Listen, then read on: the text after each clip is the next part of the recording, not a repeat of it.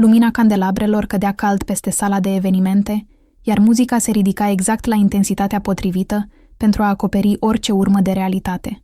Totul fusese calculat la milimetru.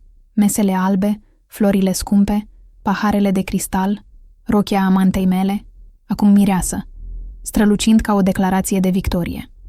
O nuntă de 85.000 de lei, anunțată cu mândrie, afișată ca o revanșă publică împotriva mea, ca dovadă că el nu pierduse nimic în urma divorțului nostru, ci dimpotrivă, că începuse o viață mai bună, mai luxoasă, mai fericită.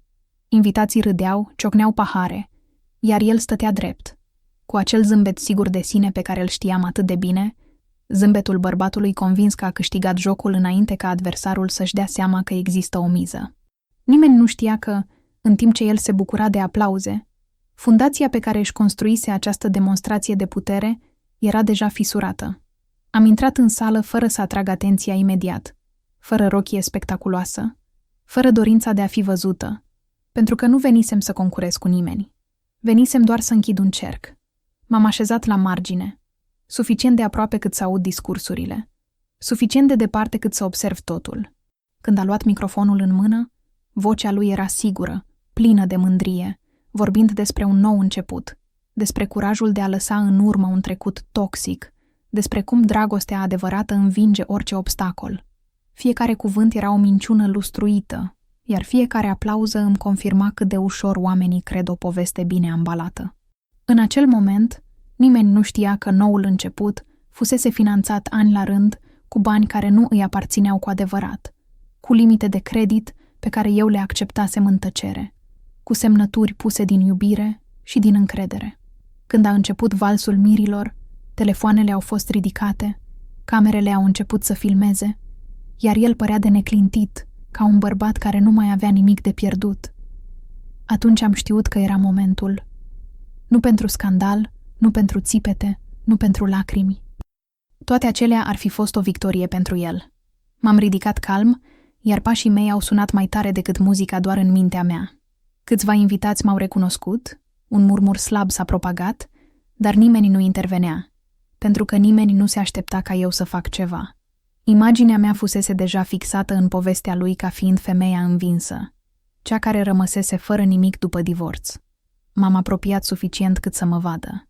Zâmbetul i s-a blocat pentru o fracțiune de secundă, acel mic detaliu pe care doar cineva care l-a cunoscut cu adevărat îl poate observa. Am cerut microfonul fără să ridic vocea, iar sala, din curiozitate mai mult decât din respect, a tăcut. Muzica s-a oprit. În acea liniște, toată siguranța lui se sprijinea pe un singur lucru, convingerea că încă avea control. Atunci am rostit o singură propoziție, simplă, calmă, fără amenințări și fără explicații. Când am semnat actele de divorț, am anulat toate cele 15 carduri de credit. Nu a fost nevoie să mai spun nimic. Culoarea i-a dispărut din față, iar mireasa s-a întors spre el confuză, neînțelegând de ce mâna lui tremura. În sală, câțiva invitați au început să verifice telefoanele, alții au râs nervos, iar un manager de evenimente s-a apropiat discret, ca și cum ar fi simțit că ceva nu este în regulă. Eu nu m-am mișcat. Știam că, în spatele acelei propoziții, se afla o întreagă istorie pe care nimeni de acolo nu o cunoștea încă. O istorie despre control, despre manipulare și despre răbdare. În acel moment, nunta încă nu se prăbușise. Muzica putea fi repornită. Invitații puteau fi liniștiți. Dar fisura fusese deja văzută. Era doar începutul, iar ceea ce urma să iasă la suprafață avea să explice de ce un singur gest, făcut în tăcere, poate distruge o iluzie construită ani întregi. Înainte ca totul să se prăbușească, viața mea părea ordonată, liniștită, aproape perfectă pentru cei care priveau din afară. Casa noastră era mereu curată, luminată de mirosul cafelei de dimineață și de râsetul fiicei noastre, care umplea fiecare colț cu inocență. Eu eram femeia care se trezea devreme, pregătea micul dejun, își ascundea oboseala sub machiaj și zâmbete politicoase și se grăbea să fie soția ideală. El, pe atunci, era imaginea reușitei, costum impecabil, ceas scump, privire sigură. Toată lumea îl admira și nimeni nu bănuia cât de rece era de fapt aerul din jurul nostru. câtă tăcere grea se așternea în serile noastre, când cuvintele nu mai erau un schimb, ci o obligație.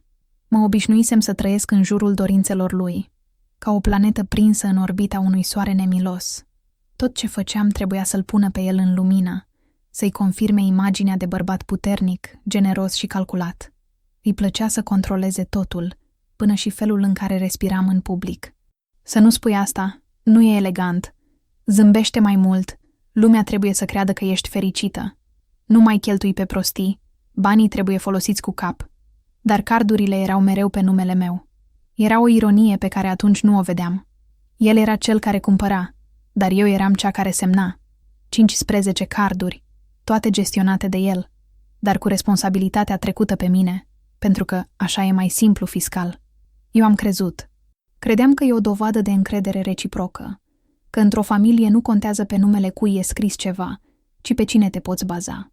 De fapt, era începutul unei înlănțuiri care mă ținea legată de el chiar și atunci când nu mai simțeam nimic. Zilele noastre urmau un tipar care, privit acum, pare un ritual de dresaj. Dimineața el tăcea, citea ziarul, își bea cafeaua fără să mă privească. Dacă aveam ceva de spus, trebuia să aleg momentul, să nu-l deranjez.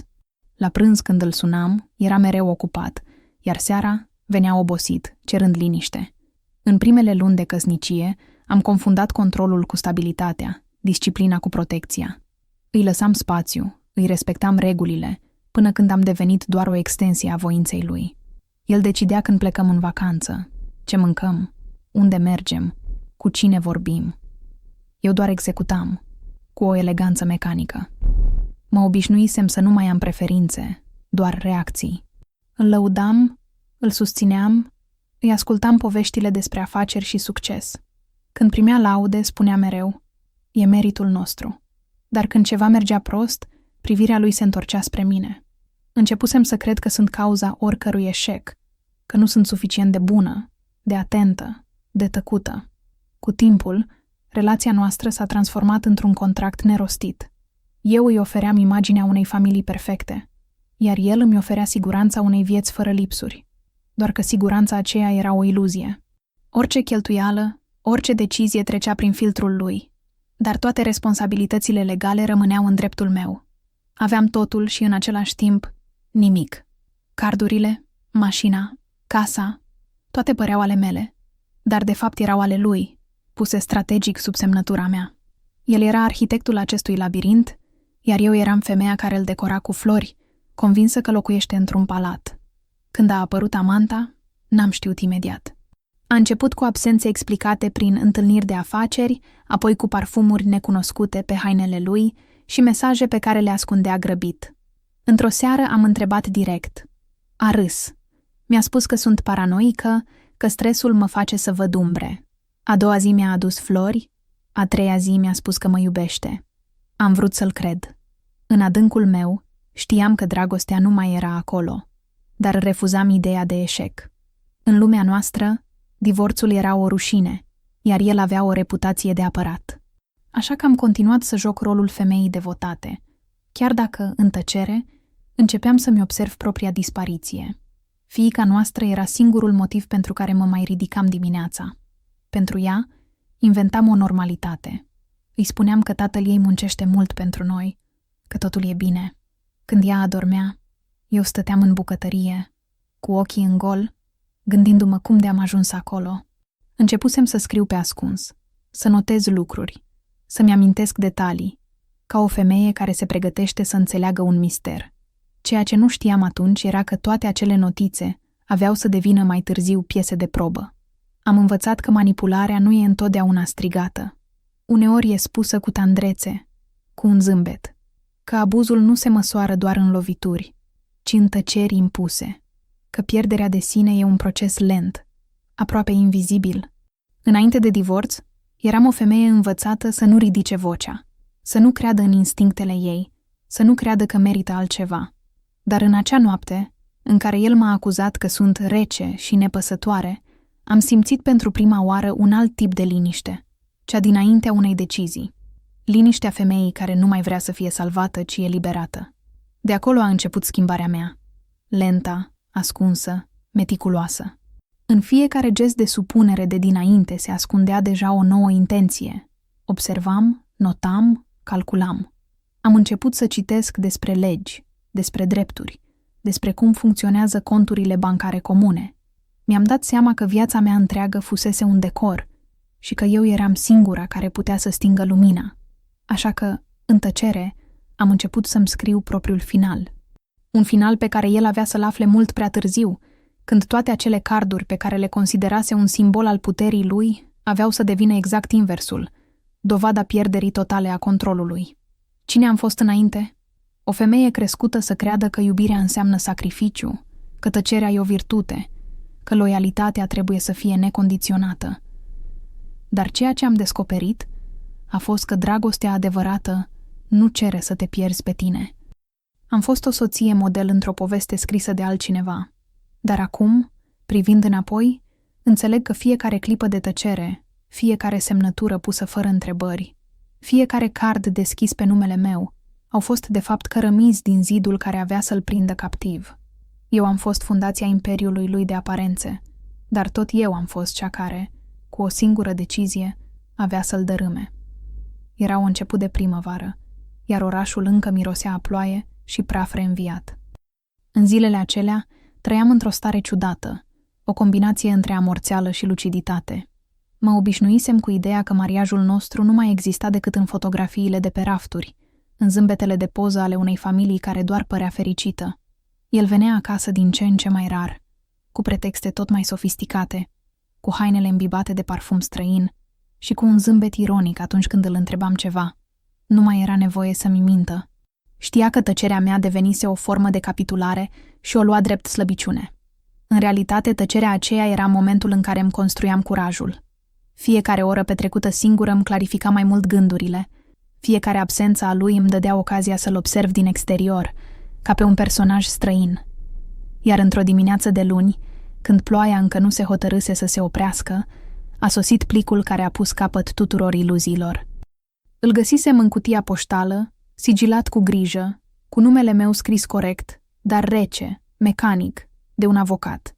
Era o notificare de divorț. Am ținut plicul în mâini minute întregi, ca și cum aș fi putut simți prin hârtie intențiile celui care îl trimisese. Când l-am deschis, mirosul hârtiei proaspăt tipărite s-a amestecat cu aerul umed al dimineții. Am citit fiecare rând cu atenție, dar mintea mea refuza să înțeleagă. Cu o precizie juridică rece, erau enumerate acuzații false, comportament instabil, neglijență față de copil, lipsă de cooperare conjugală, dependență financiară excesivă. Fiecare cuvânt era o lovitură, nu doar pentru că era o minciună, ci pentru că era o inversare completă a realității. Omul care mă controlase până în cel mai mic detaliu mă acuza acum că am fost cea care a distrus totul. În final, avocatul cerea custodia exclusivă a fiicei noastre și, bineînțeles, toate bunurile comune, motivând că el fusese sursa principală de venit. Am citit și recitit, fără să pot respira. Pentru prima oară, nu am plâns. Nu am aruncat plicul, nu am strigat, nu am sunat pe nimeni. M-am așezat la masă, am privit prin fereastră și am simțit o liniște stranie, o liniște care anunță furtuna. Într-un fel, era eliberator. Jocul fusese în sfârșit declarat deschis. Masca lui căzuse și acum aveam în față adevărul gol. Nu mă mai iubea, nu mă mai respecta și nici măcar nu mă mai considera o adversară demnă. Mă voia ștearsă, înfrântă, exclusă. Era convins că totul se va termina repede, că voi ceda de frică sau din rușine. Câteva ore mai târziu, telefonul a sunat. Era el. Vocea îi era calmă, aproape prietenoasă și mi-a spus că e mai bine așa, că nu are rost să ne luptăm, că totul se va rezolva civilizat dacă nu te împotrivești.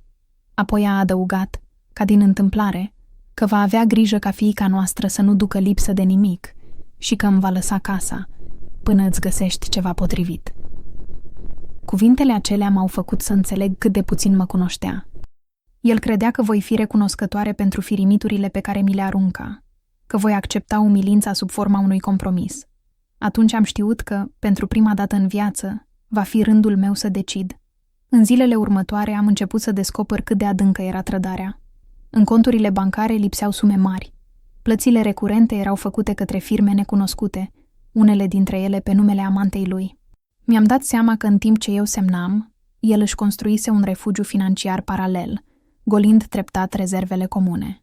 Cardurile, toate cele 15, erau instrumentele lui de manipulare. El le folosea, dar datoriile erau trecute pe numele meu. Era un plan perfect. Eu urma să ies din căsnicie nu doar singură, ci și îndatorată. În acel moment, frica s-a transformat în furie. Nu o furie explozivă, ci una rece, concentrată. Acel tip de furie care te face să gândești limpede. Am început să adun documente, extrase de cont, mesaje, orice urmă care putea dovedi schema lui. În același timp, am jucat rolul pe care el se aștepta să-l vadă. Am fost calmă la telefon, politicosă la întâlniri, aparent resemnată. I-am dat senzația că are controlul total. Între timp, am contactat un avocat discret, recomandat de o cunoștință veche. Am învățat rapid că legea nu are nimic romantic în ea, dar poate fi o sabie precisă dacă știi unde să lovești. Când el a aflat că nu voi semna imediat, a început spectacolul.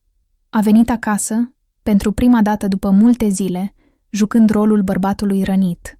Mi-a spus că nu vrea război, că trebuie să fim maturi, că totul se poate rezolva cu demnitate.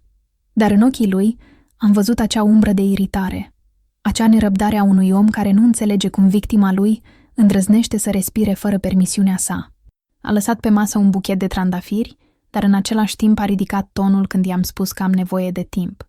Mi-a spus că pierd tot dacă nu semnez repede, că avocatul lui e pregătit, că nu o să-ți mai rămână nimic. În acel moment am știut că are ceva de ascuns. În săptămânile următoare, totul s-a transformat într-un joc de umbre. El își continua viața publică, afișând imaginea unui bărbat liber, de succes, iar eu mă prefăceam că mă destram încet. Prietenii comuni mă priveau cu milă, iar el le spunea că nu am rezistat presiunii. Totul era o strategie. Ceea ce el nu știa era că fiecare mișcare a lui îmi confirma ipotezele. Când am descoperit că unul dintre conturile lui se folosea pentru a plăti rezervarea unei locații de nuntă, am simțit cum liniștea mea interioară se transformă în ceva aproape frumos. Satisfacția tăcută a celui care vede piesele puzzle-ului așezându-se perfect. Când am primit citarea pentru prima audiere, nu m-am simțit înfrântă. Dimpotrivă, era ca și cum cineva mi-ar fi oferit în sfârșit scena pe care el o pregătise pentru propria glorie, dar fără să știe că eu aveam deja replicile mele. Tot ce trebuia să fac era să aștept momentul potrivit. Iar acel moment avea să vină curând, pentru că în ziua în care semnam actele de divorț, el avea să creadă că a câștigat. Dar în realitate, era ziua în care pierde totul. Lovitura aceea, acel plic alb, fusese începutul sfârșitului lui. Într-un fel îi eram recunoscătoare. Fără el poate nu m-aș fi regăsit niciodată. Fără trădarea lui, aș fi continuat să trăiesc în iluzia unei iubiri de carton. Dar acum știam exact cine sunt și ce am de făcut. Știam că nu pot schimba trecutul, dar pot controla cum se termină povestea. Și când am semnat, mai târziu, acele hârtii care marcau eliberarea mea, am zâmbit pentru prima dată sincer după mult timp. Pentru că în același moment, undeva în biroul băncii, cele 15 carduri care îl țineau în viață financiară se transformau în praf. Era doar începutul. În zilele care au urmat semnării actelor, tăcerea s-a așternut peste viața mea ca o pătură groasă, dar nu una caldă, ci una care apasă și îți lasă urme pe piele. De fiecare dată când deschideam ochii dimineața, mi se părea că aerul e diferit, mai curat, mai rece, ca și cum lumea îmi oferea pentru prima oară libertatea de a respira fără permisiune. Cu toate acestea, libertatea venea cu un preț. În interior, mă simțeam fragilă, sfâșiată între ușurare și furie, între satisfacția că scăpasem din cușcă și durerea de a vedea cât de mult pierdusem în anii petrecuți acolo. El nu dispăruse complet din viața mea. Nu avea cum. Îl vedeam în felul în care oamenii mă priveau, în șoaptele pe care le auzeam prin oraș, în felul în care unii dintre cunoscuții noștri se grăbeau să aleagă de partea cui sunt. Îl vedeam în fiecare e-mail venit de la avocatul lui, plin de cereri, amenințări voalate și insinuări. Dar ceea ce nu știa nimeni, nici măcar el, era că aveam ceva ce el pierduse pentru totdeauna, controlul asupra propriei mele povești. Într-una din acele dimineți, Când mi-am făcut curaj să intru în banca unde aveam toate conturile, funcționara m-a privit cu o curiozitate discretă. Cunoștea familia noastră, știa cine suntem. Când i-am spus că vreau să verific toate cardurile asociate conturilor mele, a tastat ceva, a ridicat privirea și m-a întrebat, aproape șoptit, dacă sunt sigură că doresc anularea completă a tuturor celor 15. Am spus da, iar degetul meu a apăsat semnătura digitală fără ezitare. În acel moment am simțit ceva ce nu pot descrie complet. O combinație între eliberare și o formă tăcută de răzbunare. Nu era dorința de a-l distruge, ci de a pune capăt unui capitol.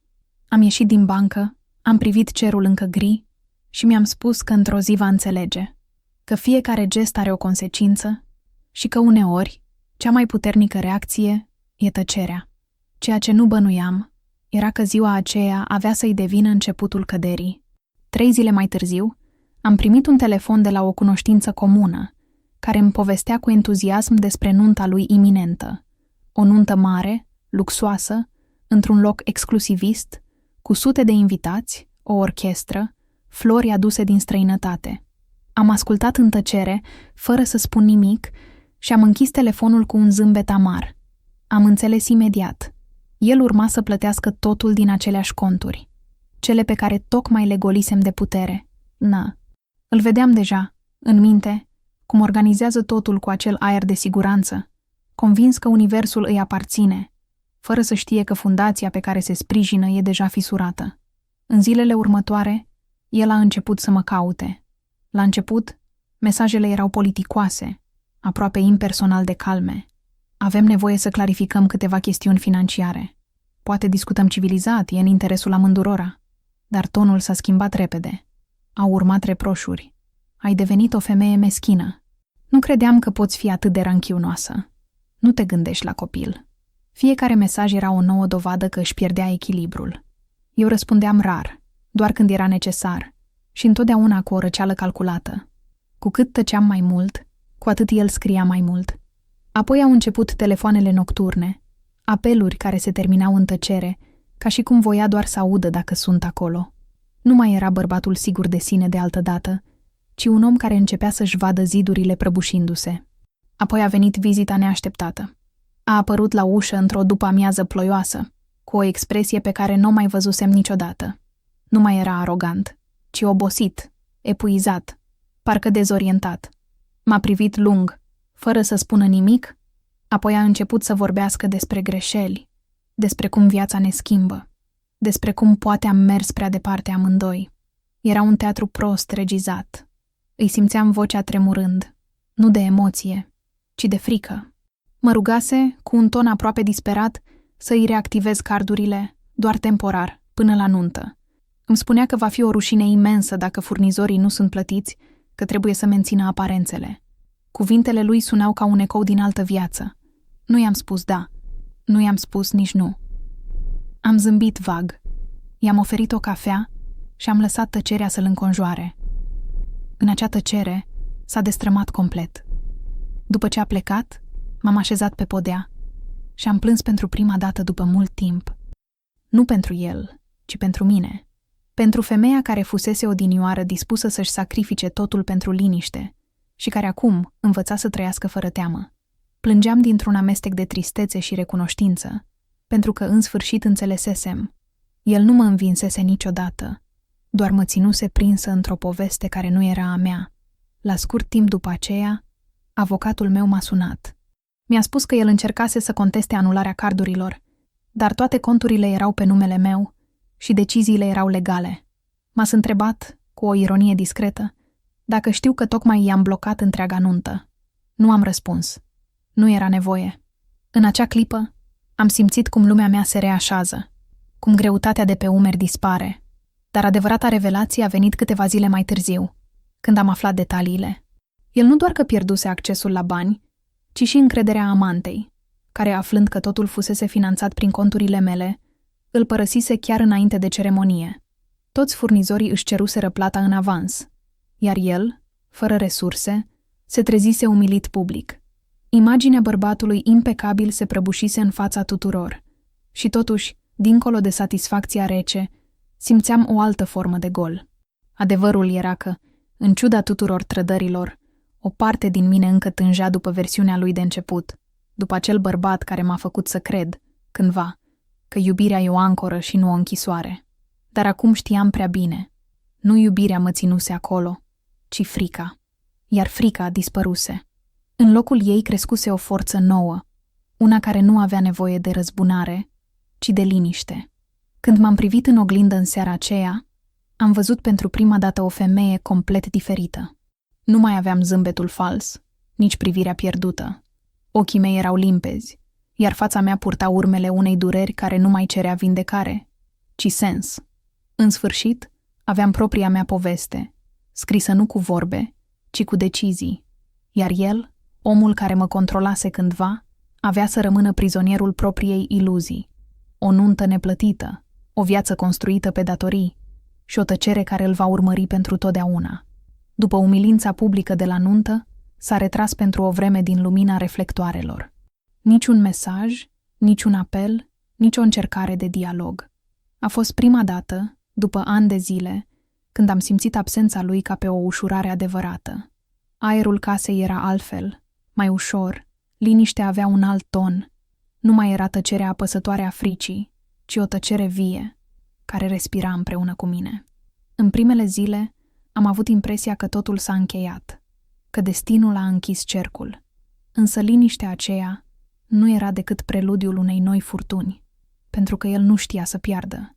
Bărbatul care își clădise întreaga viață pe imagine, pe control și pe putere, nu putea accepta ideea că o femeie, și încă eu, cea pe care o considera slabă și docilă, l-a învins cu o simplă semnătură. Nu avea cum să rămână tăcut. La început, semnele erau subtile. Cuvinte rostite de cunoscuți, priviri ciudate când intram în locuri publice, oameni care își schimbau tonul când îmi răspundeau la telefon. Apoi au apărut zvonurile, că aș fi furat bani din conturile comune, că l-aș fi manipulat pe copil împotriva lui, că divorțul ar fi fost rezultatul instabilității mele psihice. Era clar că își reconstruia imaginea de victimă. În lumea lui, nimic nu era adevărat până nu era spus destul de tare și repetat de suficiente ori. L-am lăsat să vorbească. Nu răspundeam, nu negam, nu mă apăram. Am învățat, în acei ani, că tăcerea mea are mai multă forță decât orice replică. Dar în interior, o nouă teamă începea să crească. Fiica noastră, micuța mea, care fusese mereu scutul meu și motivul pentru care am rezistat atâta timp, începuse să se schimbe. Când se întorcea de la weekendurile petrecute cu el, o vedeam mai tăcută, mai confuză. Îmi povestea despre tata care e trist și despre doamna frumoasă care îl ajută să zâmbească din nou. Într-o zi mi-a spus că mama e prea serioasă și că tata spune că mamele obosite nu știu să se bucure. Am simțit cum ceva în mine se rupe. El își găsise noua armă, copilul nostru. Prin el, încerca să mă lovească acolo unde doare cel mai tare. Apoi am aflat despre psihologa lui, o femeie cu un zâmbet controlat, care îi oferea consiliere de cuplu și de părinte, deși noi nu mai eram un cuplu. O chema Valencia, un nume pe care fiica mea îl pronunța cu admirație. Tata zice că doamna Valencia îl înțelege. La început am crezut că e doar o altă amantă, dar curând am înțeles că era mai mult decât atât. Era complicea lui în noua strategie. Sub pretextul terapiei familiale, începeau să construiască o narațiune care să mă transforme pe mine în inamicul comun. Valencia era inteligentă, știa să vorbească, știa să dea o aparență de profesionalism.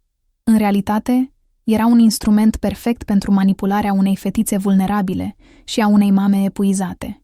Într-o după-amiază, am primit un e-mail de la avocatul lui. Cerea reevaluarea custodiei, motivând instabilitatea emoțională a mamei și influența negativă asupra copilului. Era clar.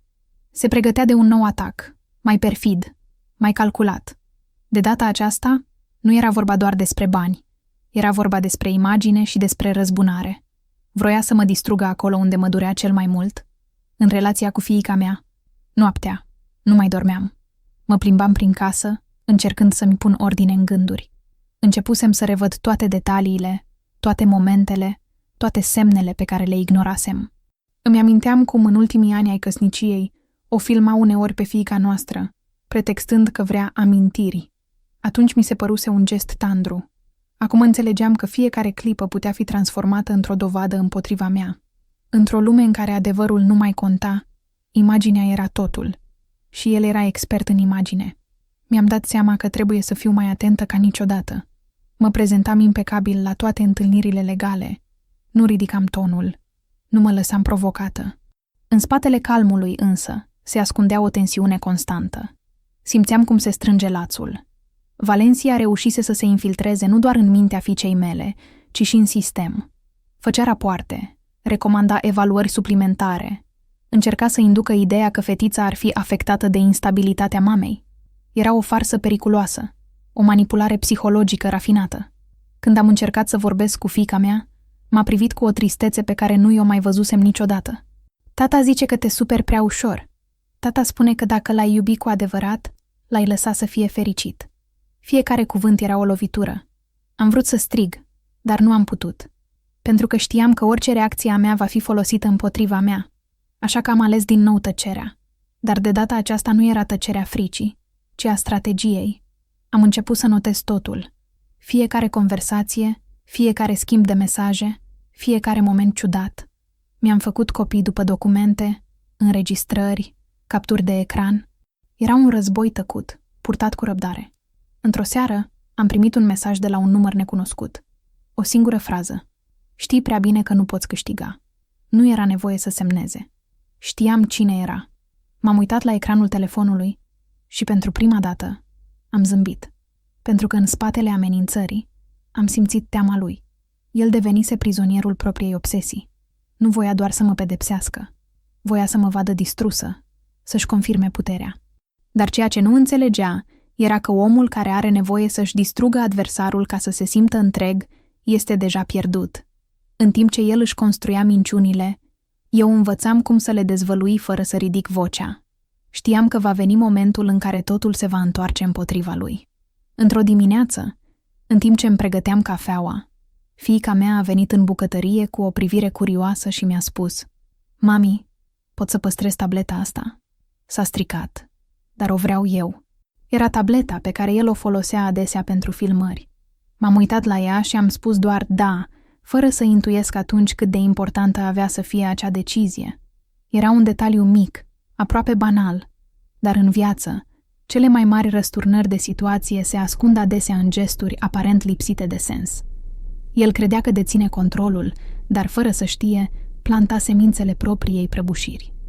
În fiecare minciună spusă, în fiecare manipulare, în fiecare privire pe care i-o arunca fiicei noastre, lăsa urme.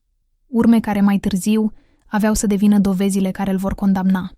Iar eu, femeia pe care o credea slabă, eram acolo, așteptând în liniște ca adevărul să se ridice singur din cenușa minciunilor.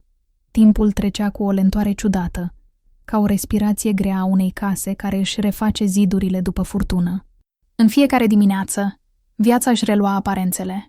Fetița mea mergea la școală, eu lucram în tăcere. Lumea părea normală, dar în spatele fiecărui gest se ascundea o tensiune aproape imperceptibilă, o așteptare neîntreruptă. Îmi simțeam existența suspendată între două realități, una vizibilă, ordonată, și alta subterană, plină de umbre, în care fiecare cuvânt rostit de el, fiecare întâlnire, fiecare zâmbet avea o semnificație ascunsă. Era ca și cum întreaga noastră viață devenise un șah lung, jucat în tăcere, unde niciunul nu îndrăznea să miște prima piesă decisivă. Fiica mea începuse să se retragă tot mai mult. Nu mai vorbea la fel de des, își petrecea orele în camera ei, cu tableta veche în brațe. Spunea că se joacă, dar uneori o surprindeam privind în gol, cu privirea pierdută, ca și cum ar fi știut ceva ce nu putea rosti. Într-o seară, când am intrat în cameră să o culc, am observat tableta pe noptieră, cu ecranul spart, lumina albastră tremurând slab. Am vrut să o închid, dar ea a pus mâna pe ea și a spus: „Las-o, mami, așa îmi amintesc de el.” Am tăcut, deși inima îmi bătea mai tare. Era o frază simplă, dar felul în care o spusese avea o gravitate neobișnuită, ca și cum copilul meu, fără să știe, păstra în acel obiect ceva mai mult decât o amintire. Zilele care au urmat au fost o succesiune de semne. Într-o dimineață, am găsit în ghiozdanul ei o fotografie imprimată, o captură dintr-un video, neclară, în care se vedea el într-o încăpere necunoscută, cu telefonul la ureche, cu expresia rece a omului care crede că nimeni nu-l vede. M-a întrebat dacă o poate păstra, că e pentru un proiect de la școală. M-am uitat la ea și am înțeles că nu era vorba de niciun proiect. În ochii ei mici și serioși am văzut o lumină de curaj și de teamă amestecate. N-am întrebat nimic, doar am atins ușor părul ei și am zâmbit. Copilul meu păstra un secret și, din instinct, fără să înțeleagă pe deplin, îl proteja. În acea perioadă, el își intensificase atacurile. Vorbea prin intermediari. Încerca să mă facă să reacționez. Trimitea flori, apoi amenințări, apoi mesaje cu tonul fals al împăcării. Îl simțeam pierzându-și echilibrul, dar și devenind mai periculos. Aveam momente de oboseală extremă, nopți în care somnul era un lux, în care mă întorceam în minte la tot ce trăisem și încercam să dau sens haosului. Într-una dintre acele nopți, am intrat în camera fiicei mele și am privit-o dormind. Lângă ea, tableta aceea spartă, cu marginile zgâriate, părea un obiect viu, aproape simbolic. M-am aplecat și am atins-o, iar pentru o clipă am avut un impuls să o deschid, dar ceva m-a oprit. Poate instinctul de mamă, poate respectul față de tăcerea copilului meu. Trecuseră săptămâni de la acel moment când avocatul meu m-a chemat la birou. Pe birou erau mai multe dosare, printre care unul gros, plin de declarații și rapoarte psihologice. Mi-a spus că Valencia, psihologa, depusese un nou raport, conform căruia fiica mea ar fi puternic influențată de comportamentul matern destructiv. În document era descrisă o imagine a mea pe care nu o recunoșteam. Instabilă, impulsivă, incapabilă să ofer copilului un mediu sigur. L-am citit cu atenție, în tăcere, și la final am zâmbit amar. El nu se schimbase. Își construia în continuare povestea, sperând că dacă o spune destul de convingător, lumea o va crede. În acel moment am decis că nu voi mai fi doar un pion în jocul lui. Am început să lucrez în tăcere la propria strategie. Am discutat cu avocatul meu despre posibilitatea de a-l înfrunta direct în instanță, de a cere o reevaluare completă, cu martori independenți. Era o mișcare riscantă, dar necesară. Însă în tot acest timp, senzația că ceva îmi scapă nu mă părăsea. Era ca și cum o piesă crucială lipsea din puzzle. Și atunci, într-o seară de sâmbătă, când am intrat în camera fiicei mele să sting lumina, am văzut-o stând pe podea, cu tableta în brațe, privind fix la ecranul crăpat. M-a privit și mi-a spus, foarte calm: "Mami, știi că uneori el vorbea cu doamna Valencia și uita să închidă camera?" Am simțit cum aerul se oprește în jurul meu. M-am așezat lângă ea și am luat tableta cu grijă. Ecranul era fisurat, dar imaginea se derula lent. El, în biroul său, cu telefonul pe difuzor, vorbind despre bani, despre aranjamente, despre cum rapoartele pot fi adaptate și despre strategia de custodie. Vocea Valenciei era clară, recitând cifre, termene, detalii legale. Nu era doar o conversație banală. Era dovada corupției, dovada manipulării, a tot ceea ce el încercase să ascundă. M-am uitat la fiica mea, iar ea a spus încet: "Am vrut doar să-l opresc să mai mintă." Nu am spus nimic. Am închis tableta, am îmbrățișat-o și am simțit lacrimile curgându-mi, fără să le pot opri. Nu erau lacrimi de durere, ci de uimire, de recunoștință, de o tristețe adâncă pentru copilăria ei furată de minciuni. În acel moment am înțeles că povestea noastră nu mai era doar despre trădare și răzbunare, ci despre adevăr. Adevărul care, oricât ar fi fost ascuns, găsise drumul către lumină prin mâinile unui copil. A doua zi, avocatul meu a privit înregistrarea fără să scoată un cuvânt. Când s-a terminat, a spus doar: "Este suficient. Aceasta este cheia." Nu am simțit triumf, ci un fel de liniște grea, ca după o bătălie lungă. Știam că drumul spre dreptate abia începea, dar pentru prima dată aveam ceva palpabil, ceva ce nu putea fi răstălmăcit, ceva ce el nu putea controla. În zilele care au urmat, am păstrat secretul cu o disciplină aproape religioasă. Tableta era ascunsă într-un sertar, iar fiica mea nu știa unde. Viața și-a continuat cursul aparent normal, dar eu știam că furtuna finală se apropie. În fiecare seară, când stingeam lumina, simțeam în întuneric prezența acelui obiect mic, spart, dar plin de putere. Era dovada ascunsă, răbdătoare, ca o inimă care bate încet până vine momentul potrivit să fie auzită. El, între timp, continua să joace rolul perfect, să dea interviuri, să zâmbească în fotografii, să-și etaleze viața nouă. Dar eu știam că tot ceea ce clădea era o construcție fragilă, o casă ridicată pe nisip, pentru că acolo, în adânc, în tăcerea unui sertar, adevărul respira și într-o zi, acel adevăr avea să iasă la lumină și să-l prăbușească, exact așa cum făcuse el cu mine cu ani în urmă. Doar că de data aceasta, nimeni nu va mai putea spune că nu a fost avertizat. Ziua procesului s-a ivit rece și tăcută, cu o lumină palidă care se strecurase printre norii groși, ca și cum orașul însuși ar fi refuzat să privească spectacolul care urma.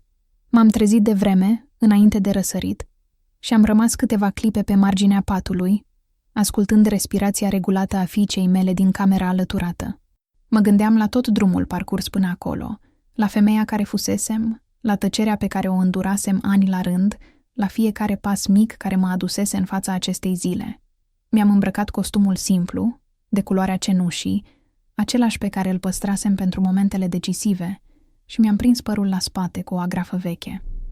În oglindă, chipul meu părea mai ferm decât îl simțeam. Sub pleoape, oboseala ultimelor luni își trăda urmele, dar în privire se năștea ceva nou. O seninătate rece, precisă, pe care doar femeile care au pierdut totul o pot purta. Când am ajuns la tribunal, aerul mirosea a hârtie, a metal și a nerăbdare. El era deja acolo, îmbrăcat într-un costum impecabil, cu zâmbetul acela fals, politicos, pe care îl afișa întotdeauna în public. Lângă el, Valencia, psihologa devenită martoră, își aranja ochelarii și evita privirea mea. Avocatul lui, un bărbat tânăr și plin de aroganță, îi șoptea ceva la ureche, iar el râdea încet, fără să-și miște privirea de pe mine. Era un joc vechi între noi, priviri tăioase în loc de vorbe. Îmi cunoșteam prea bine gesturile lui, felul în care își atinge cravata când e nervos, felul în care își freacă degetele când minte. Mi-am spus că nu am venit acolo ca să lupt pentru imagine, ci pentru adevăr. Judecătoarea era o femeie severă, cu o voce aspră și o privire care nu părea să aibă timp pentru emoții. Când a deschis ședința, fiecare sunet părea amplificat. Foșnetul hârtiilor, ecoul pașilor, respirațiile încordate. Avocatul lui a fost primul care a vorbit. A început cu un ton ferm, aproape teatral, descriindu-l pe clientul său ca pe un tată devotat, un om responsabil, care a suportat cu demnitate comportamentul instabil al fostei soții. Fiecare cuvânt era o minciună îmbrăcată în politețe. Mă descria ca pe o femeie dezechilibrată, dominată de resentimente, incapabilă să ofere un cămin sigur copilului. În timp ce vorbea, simțeam că fiecare propoziție era o lamă subțire care îmi tăia demnitatea în fața străinilor, dar am rămas tăcută.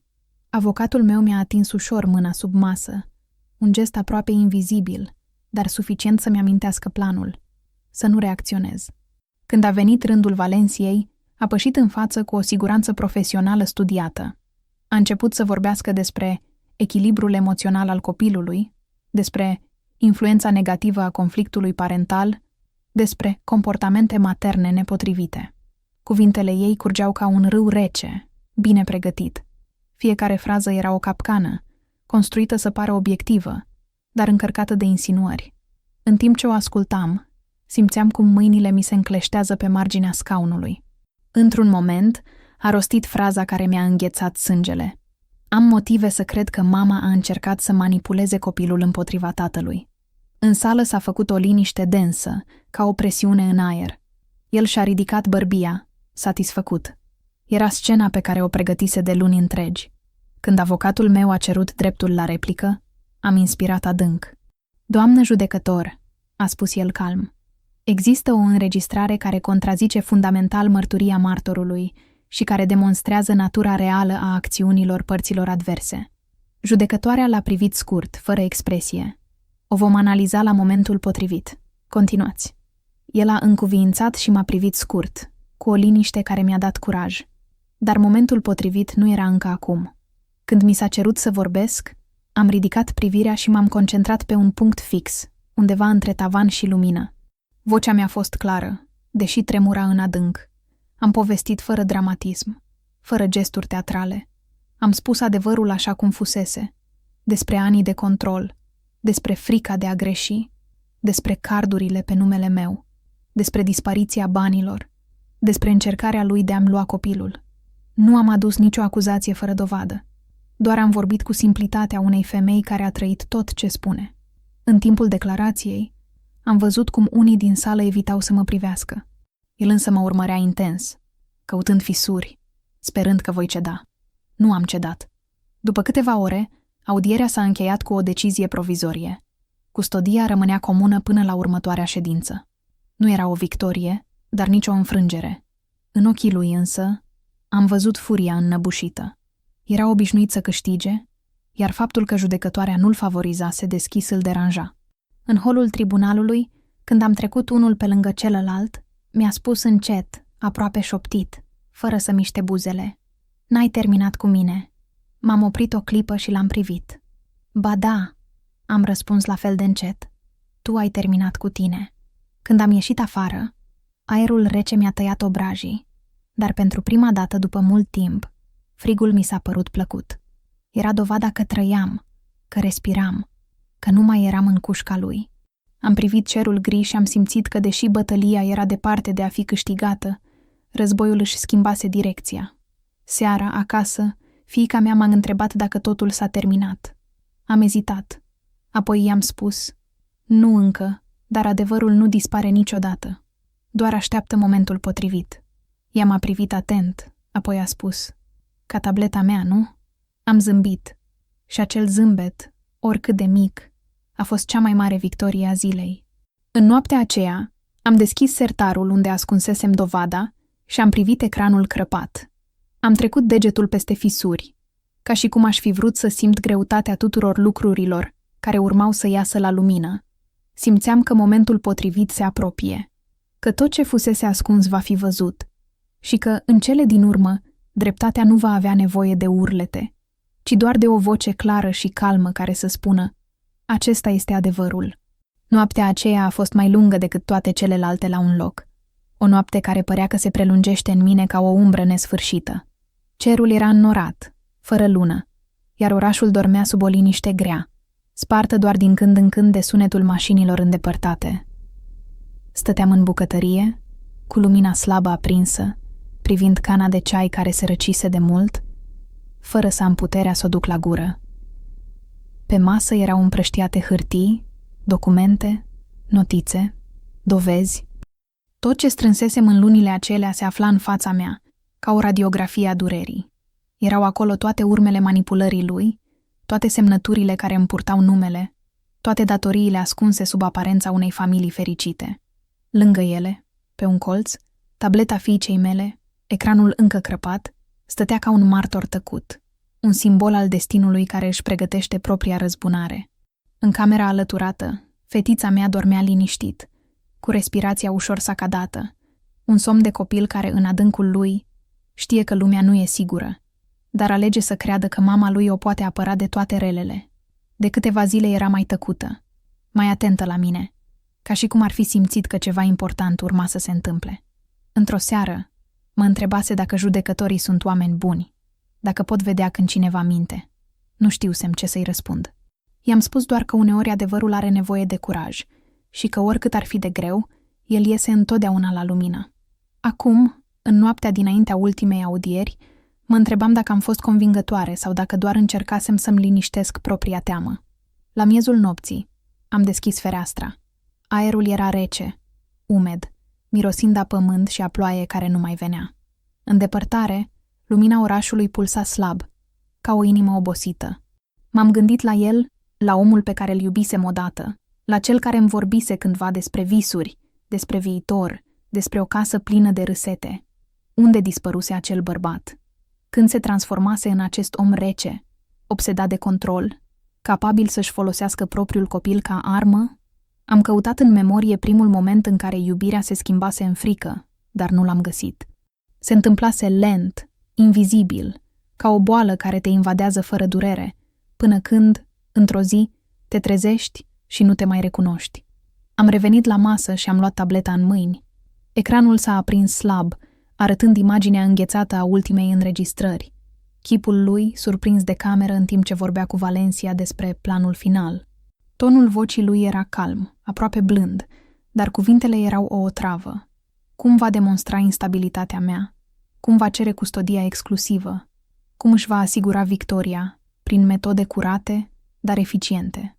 În spatele lui se vedea o sticlă de vin și o privire de satisfacție rece. Am privit imaginea minute întregi, până când am simțit că nu mai am aer. Apoi am oprit tableta, am pus-o la loc și am rămas nemișcată, cu degetele strânse pe marginea mesei. Nu mai era durere, nici furie, nici teamă.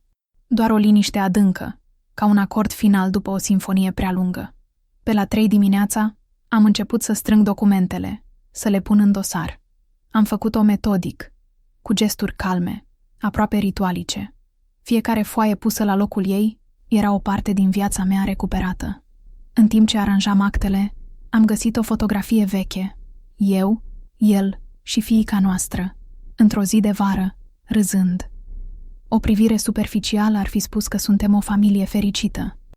Dar acum, privind înapoi, vedeam tot ce se ascundea în spatele acelui moment. Zâmbetul forțat al unui om care se simțea superior, mâna mea ușor încordată pe umărul lui, privirea fiicei noastre care căuta mereu aprobarea. Am pus fotografia în dosar, nu ca dovadă juridică, ci ca dovadă morală. Pentru mine, pentru tot ce fusese și nu mai putea fi. Am mers apoi în cameră, m-am așezat lângă fetița mea și am rămas privind-o mult timp. Părul îi căzuse peste față și în lumina slabă i-am văzut trăsăturile moi, aceleași ochi pe care îi avea el, dar fără răceala lui. M-am gândit la cât de nedreaptă e viața care pune un copil între două războaie, la cât de mult m-am temut că o voi pierde, la cât de mult am luptat fără să înțeleg uneori pentru ce. Am simțit o mână mică, atingându-mi brațul, ca un reflex în somn, și am înțeles că nu mai e nimic de spus. Totul urma să se decidă mâine. Când zorii s-au strecurat în cameră, aducând cu ei o lumină albă, palidă, mi-am făcut o cafea și am băut-o privind fereastra. Lumea reîncepea să se miște, iar eu, pentru prima dată după mult timp, nu mai simțeam că trebuie să fug de ceva. M-am îmbrăcat simplu, mi-am prins părul la fel ca în prima zi de proces și am luat tableta. O țineam în geantă, lipită de dosar, ca pe un talisman. Era dovada, dar era și ceva mai mult. Era memoria noastră, durerea noastră transformată în forță. Pe drum spre tribunal, orașul părea altfel.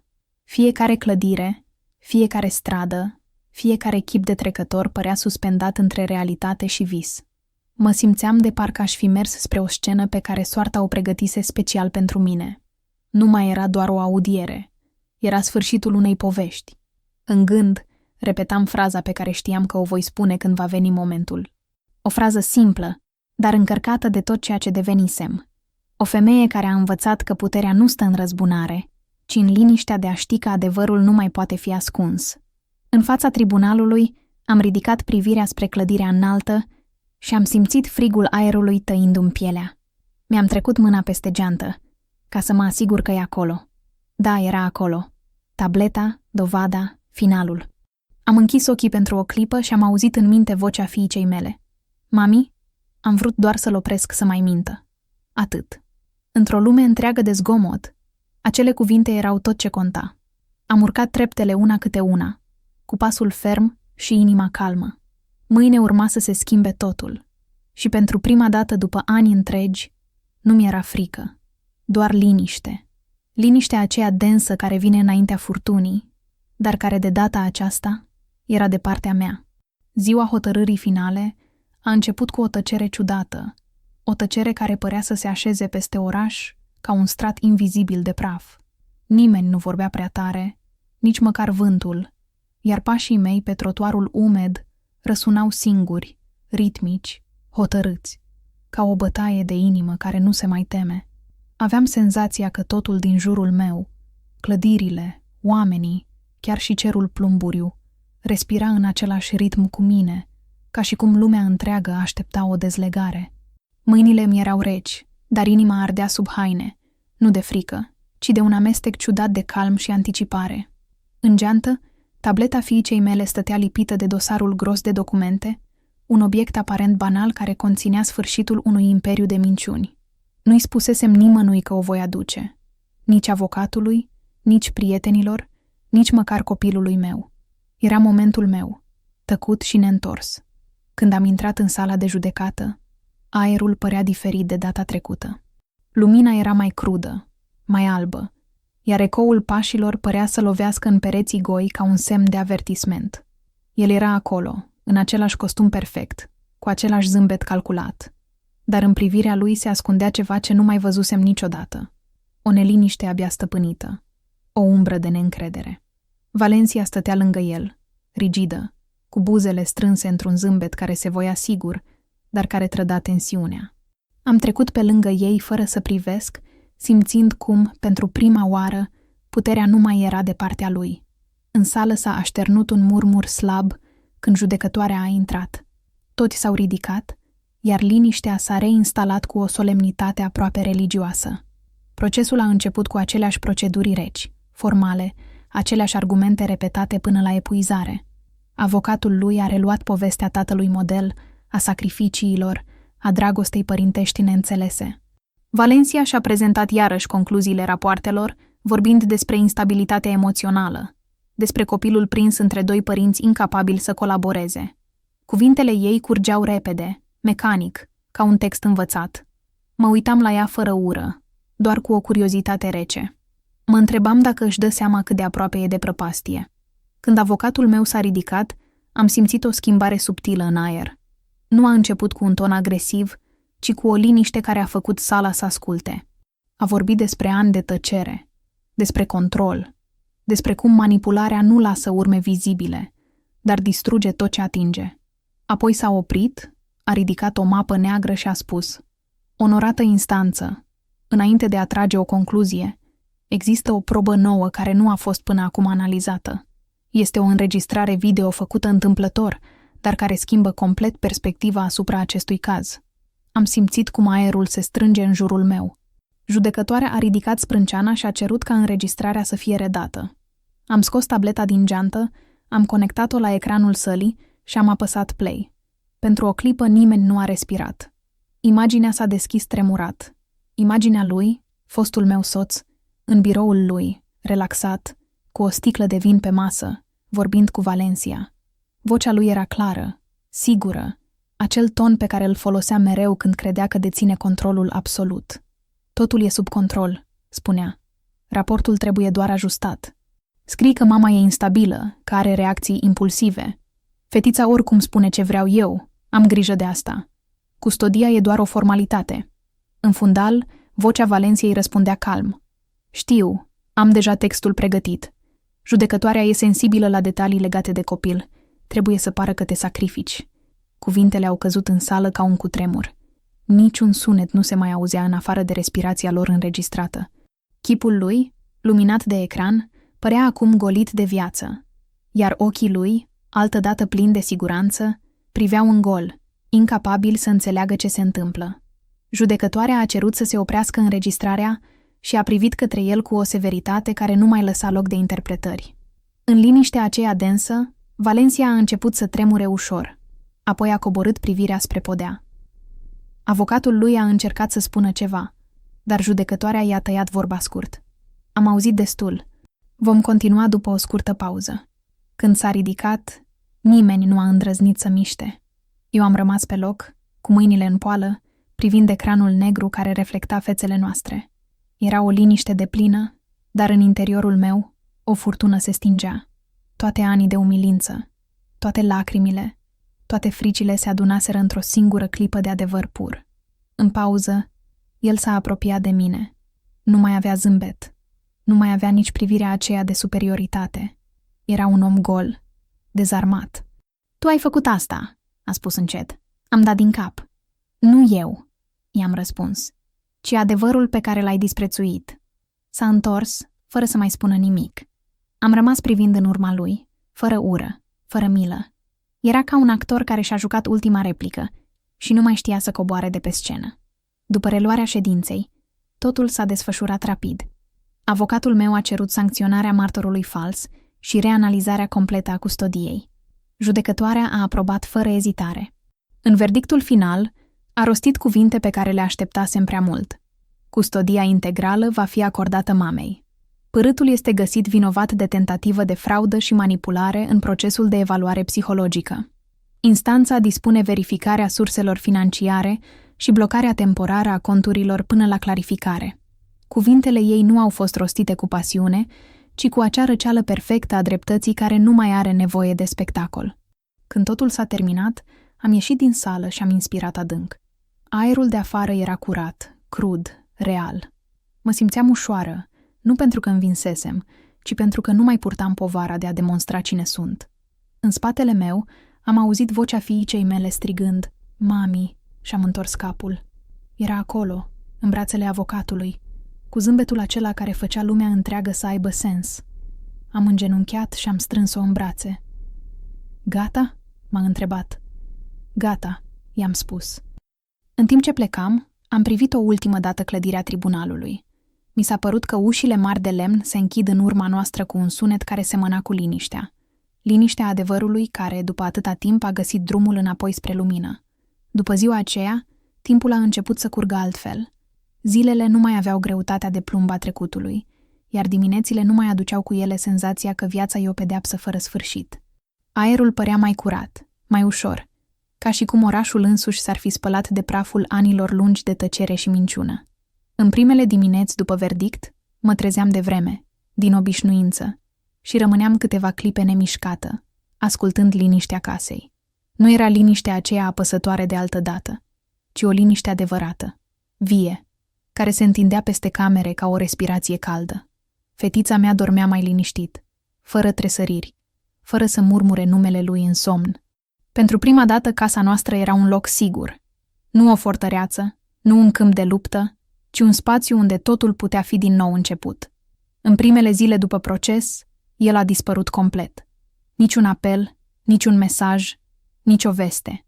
Presa locală scrisese pe scurt despre cazul lui, fără detalii intime, doar atât cât să semnaleze că un bărbat de afaceri fusese prins manipulând documente într-un proces de custodie. Cuvintele erau reci, neutre, dar în spatele lor se ascundea ruina unei imagini publice construite cu ani de efort și ipocrizie.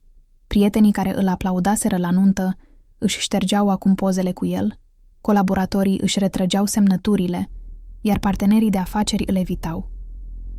Era prăbușirea lentă a unei cariere ridicate pe minciună. Într-un oraș mic, reputația nu se pierde brusc, ci se topește picătură cu picătură, până când nu mai rămâne nimic. Valencia fusese suspendată din funcție, cel puțin temporar. Ordinul profesional o ancheta pentru fals în declarații și încălcarea eticii medicale. În presa de specialitate apăruseră câteva rânduri despre cazul care zguduise încrederea în profesia psihologică, dar eu n-am citit mai departe. Nu simțeam satisfacție, ci o oboseală adâncă, ca și cum nu mai aveam loc în mine pentru ură sau triumf. Dreptatea fusese făcută, dar prețul fusese uriaș. Într-o dimineață, avocatul m-a sunat. Mi-a spus că sentința finală fusese confirmată și că toate conturile comune aveau să fie înghețate până la finalizarea anchetei financiare. A pierdut tot, mi-a spus cu o voce neutră. Mașina, casa, firma, dar ceea ce e mai important, a pierdut custodia. De acum, ești liberă. Am mulțumit scurt și am închis telefonul. Libertate. Un cuvânt simplu, dar atât de greu de purtat după ani de dependență emoțională. Am ieșit afară, în curte, și am privit cerul senin, fără nicio urmă de ploaie. Pentru prima dată am simțit că aparțin lumii din jurul meu. Spre seară, el a apărut. Nu l-am văzut de la început. Am auzit doar zgomotul ușor al pașilor pe alee. Când a bătut la ușă, inima mi s-a strâns, dar nu de teamă, ci dintr-o curiozitate rece. Am deschis și l-am privit. Era altfel. Costumul perfect dispăruse. Părul îi era ciufulit, privirea obosită. Nici urmă de aroganță, nici urmă de siguranță. Era un om gol, sfârșit, care părea să nu mai știe cum să-și țină capul drept. A încercat să spună ceva, dar cuvintele i s-au unecat în gât. Am venit doar să-mi cer iertare, a spus într-un final, fără să mă privească. Pentru ce? Am întrebat. Pentru tot. Am zâmbit scurt, un zâmbet fără bucurie. Iertarea nu e pentru tine, i-am răspuns. E pentru mine. Și eu deja m-am iertat. A tăcut. A rămas acolo, pe prag, câteva secunde. Apoi a dat din cap încet și a plecat fără un cuvânt. L-am urmărit cum se pierde pe alee, fără să mă întorc din prag. După plecarea lui, am simțit un gol ciudat, dar nu dureros. Era un gol curat, ca o rană vindecată. În seara aceea am spălat toate cănile vechi din bucătărie, am aruncat lucrurile care îmi aminteau de el, am făcut ordine în dulapuri. Fiecare obiect scos din casă era o povară lăsată în urmă. Când am terminat, casa era mai goală, dar respira altfel. Fiica mea a intrat în bucătărie și m-a privit lung. L-ai iertat? M-a întrebat. Am ezitat, apoi i-am spus adevărul. Nu știu dacă iertarea e ceea ce merită, dar eu nu vreau să trăiesc cu ură.